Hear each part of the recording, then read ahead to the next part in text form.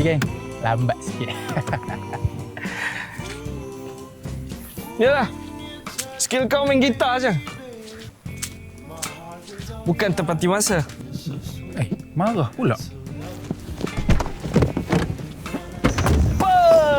Jimmy! Drama tersohor abang ini. Padu. Yeah. Rockstar. Tiruan. Apa kau cakap tadi? Aku tak dengar. So, show kali ni apa cerita? Lip sync lagi ke? Macam biasalah bro. Korang macam tak tahu orang dalam park tu macam mana. Dia orang takkan perasan punya.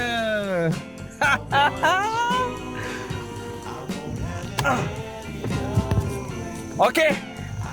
Jom, let's rock it!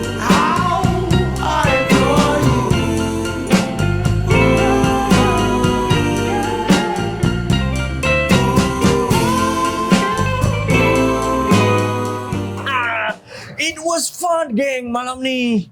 Dan aku ada prom lagi satu lagu.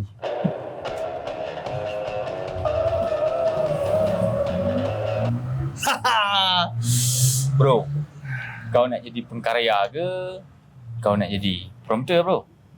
Lagipun bro, kita orang boleh main instrumen kita orang. Buat apa nak pakai lip sync? Sebab mudah. Brother, kita bukan rocker zaman dulu.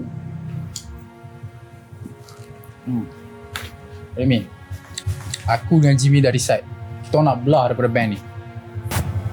Sorry bro. Bro, kau dah bunuh kita orang.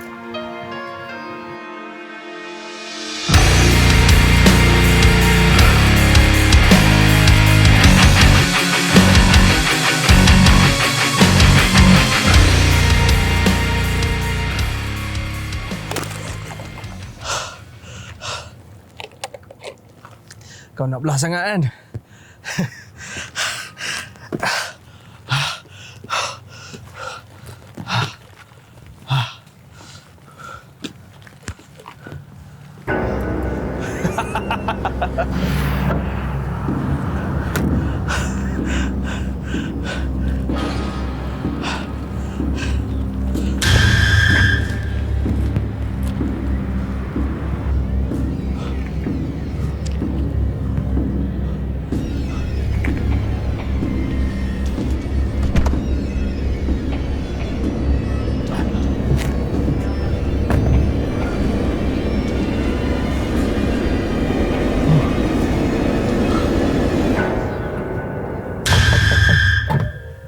Cik, kenapa ni? Ha?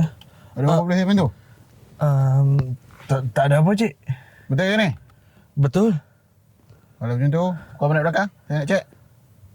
Tak ada apa, cik. Buka lah, saya suruh buka. Okey, baik.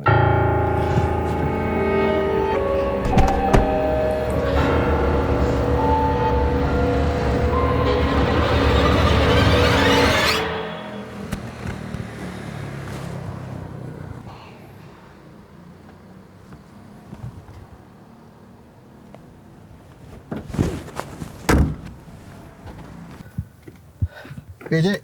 Okey, tak ada apa cik belakang. Okey, boleh jalan. Okey, baik. Okey. Terima kasih. Okey. Ni. Ha? Ni Remy kan? Betul?